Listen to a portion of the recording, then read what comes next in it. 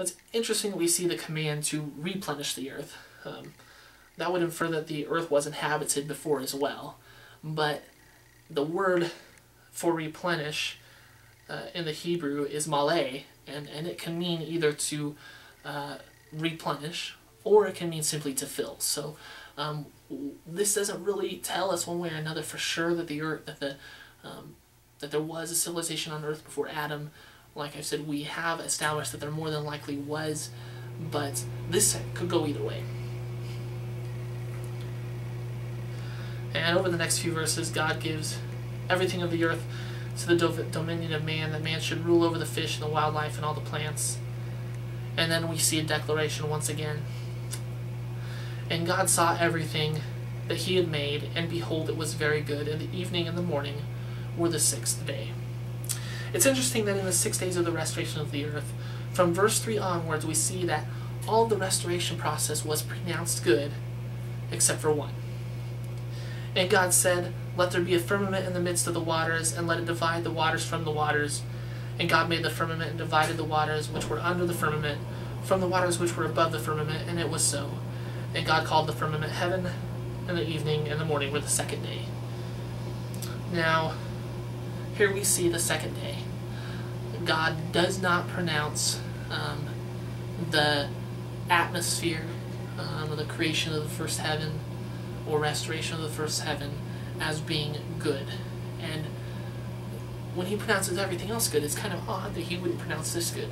But we can have an idea about that, and that is simply that the restoration of the atmosphere would allow the earth to be inhabited again. And so, of course, the earth now being habitable, in a habitable state, demons, fallen angels, the principalities of the air that are mentioned in Ephesians 2:2, we can see that they could have entered the atmosphere at that point and have no fear for what was here, and have an idea about, what they could do.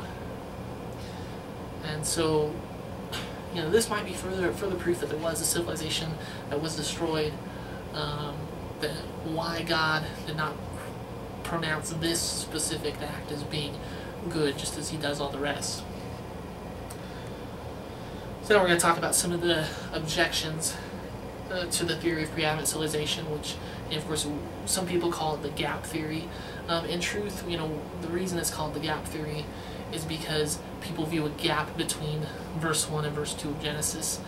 Now, honestly, there is information that happens in there that we don't have, significantly don't have, and we don't really know for sure how long that gap was, and so I think that the gap theory is kind of hard to, to explain.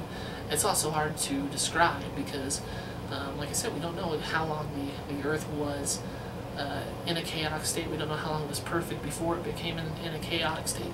We're going to try to answer a question about why would God create an Earth, create it perfect, create it to be inhabited, and then destroy it, and then start a restoration process. And of course, that has a lot from what we see in the scriptures. It has a lot to do with the downfall of Lucifer. And we're going to talk about that in just a second. But one of the objections that we see is that some people who believe in a young earth view and believe that there was not an earth that was destroyed by God before the creation of Adam, they point to Exodus, which says, "For in 6 days the Lord made heaven and earth, the sea and all that is in them, and rested on the seventh day. Wherefore the Lord blessed the Sabbath day and hallowed it." Exodus 20:11. And once again we see the word made, which is the word Asa. And it's interesting that, from what we see in verse 1, Genesis 1:1, it uses bara. It says, "And God created," in the beginning, God created the heaven and the earth. Bara, to create from nothing. And here in Exodus 20:11, it does not use bara. It uses Asa, which we've said is usually not a true creative act. It is usually a refashioning or an act of completion. Now, it can mean to create from nothing, and so we have to keep that in mind as we look at these things. But but we run into a couple of problems with trying to explain away the gap theory or the idea of pre-adamite civilization simply by looking at Exodus 20:11. For one, what do we do with the Jeremiah chapter 4 verses 23 through 26, which of course we've gone through, and it describes what looks like a civilization that was destroyed. There was no man on earth at that moment. How do we reconcile that? And it's hard to reconcile because a lot of people point towards something in the future and say, well, it's a future prophecy that's going to be fulfilled at some point. But we really don't have an indication of that. One, because the only time that there will not be man on the earth is during the renovation of the earth by fire, or the destruction of the earth by fire. And we don't see fire used in Jeremiah chapter 4. We also don't know how long that period is going to be. It's hard to look at that and try to reconcile that specifically with Jeremiah chapter 4. We also look back at Genesis 1-2 and come to that realization where there's a conflict between Isaiah 45:18 and Genesis 1-2. If the earth was not created tohu or in vain, then why is it pronounced as being tohu or in vain at that point? And some people try to say, well, he wasn't finished creating yet, so he wasn't done. But that's not that's absolutely not scriptural. The basis that we have here is that the word tohu is used to say God did not create the earth tohu. And Genesis 1:2 says, and the earth was tohu. And so we have to reconcile that, and it's pretty hard to reconcile that when there's a direct contradiction between the original creation of the earth. We also have another problem. We can look at what it says in Job, and it says, where wast thou when I laid the foundations of the earth? Declare if thou hast understanding, who hath laid the measures thereof, if thou knowest, or who hath stretched the line upon it? Whereupon are the foundations thereof fastened, or who laid the cornerstone thereof? When the morning stars sang together, and all the sons of God shouted for joy. Job 38:4-7. Now the phrase there, sons of God, of course, is angels. And so we know that there were angels created before the creation of the earth. And we don't see that in verse 1. We see, all we see is the simple basic creation of the heaven and the earth. And so, obviously, we don't have the whole story in verse 1 of Genesis. And if God created angels as a part of an original creation before he created the earth,